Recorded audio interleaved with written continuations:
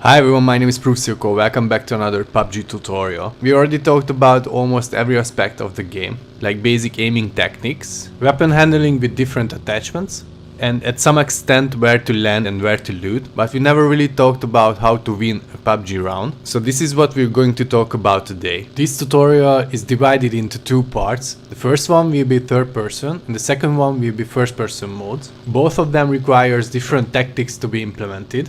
But I have some ultimate rules before we start, which you should implement in every endgame situation if you want to make sure to win it. I use these tactics in my day-to-day gaming, and this is how I keep myself in the top tier on the leaderboard with a 20% win rate.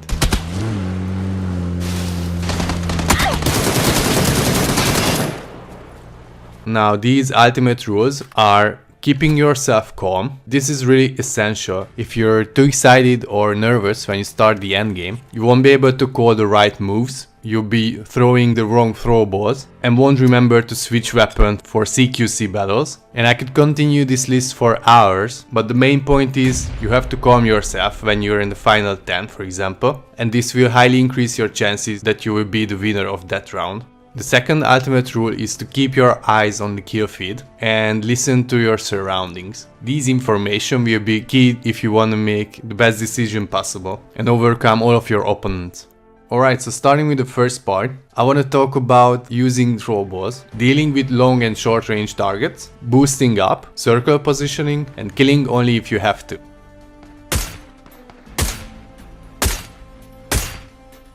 Alright, so I killed this guy because he had an angle on me. He could turn to me at any time, taking shots at me, so I couldn't afford getting spotted. And I want you to pay attention that I had been boosting up constantly during the end game. In case you don't know it, if you boost it up, you have faster movement and your health will regenerate faster as well. At this point, I knew that I had to move to the next circle, so I used a very common technique, which is moving towards the smallest gap between the new circle and the blue zone. And of course I wanted to take the high ground. As I was approaching the new circle, I spotted this guy, and since I was 100% sure that I want to take that path, I had to take him down as well. I had the suppressed weapon, so I knew that it shouldn't cause any major problem. As I was approaching the next circle, I spotted another enemy, but I didn't fire immediately. I waited for him to stop to make sure that all my shots count, so I could kill him as fast as possible.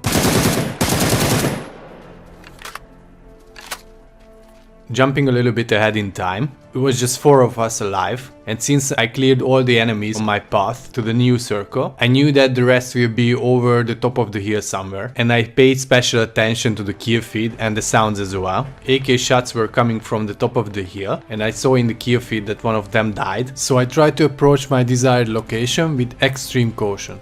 As I was making my way to the top of the hill, I wanted to wait for them to kill each other so that I could face only the last enemy. But unfortunately this guy closer to me took some damage, so he decided to take cover at the top of the hill. So I had no chances left, I had to kill him as well.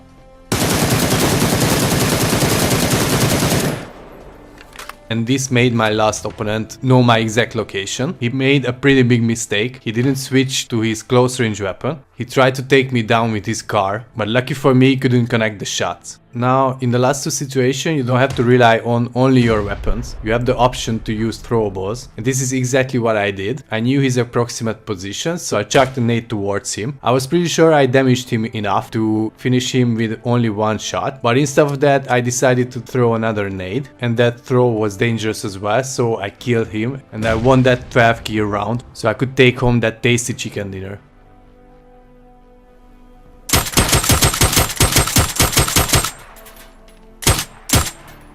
Moving on to the second part, we switch to first person mode. In this section, I want to talk about being the underdog, securing the circle, applying pressure, and switching weapons as needed. The enemy I just killed was in the middle of the fight with his opponent, who was holding the bridge from the compound in front of it. So I tried to hide myself as much as possible using smoke grenades and almost melting myself onto the vehicle.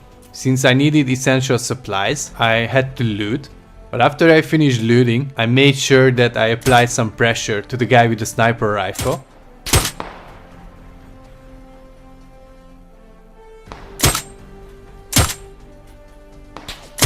After I managed to tag him multiple times, while he was healing, I used that time to leave the bridge. and I was seeking for the high ground to have an overview of his escape path, and as soon as I spotted him, I used the one-to-one aiming technique to make sure he's not a threat anymore.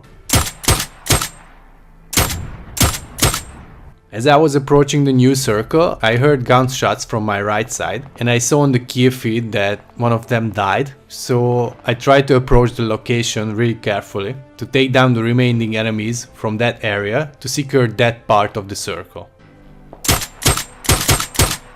Unfortunately, the new circle wasn't close to me, so I had to make my way across the road, and I noticed that the guy at the top of the hill saw me, so I took cover as soon as possible and made sure again that I applied pressure to him. Since I made some noise, I knew that the second enemy is also aware of my exact location. Now, since both of my targets knew my exact location, this was a pretty disadvantageous situation for me, but I tried to turn it in my favor. I tried to apply pressure on both of my targets, and since we're talking about first person mode, I knew that while they were behind cover, there was no way for them to see me, so I used that time to switch position, just to confuse them. The enemy on my left saw me, but I knew that he has to leave the cover as well, so I tried to focus my full attention on him, to make sure that whenever he leaves the cover, I'll be there to take care of him.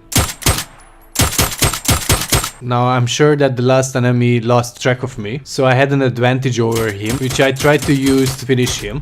Most of my shots weren't hitting their target, but I knew that he was badly damaged, so I switched to my close range weapon to finish the kill and take home again that tasty chicken dinner.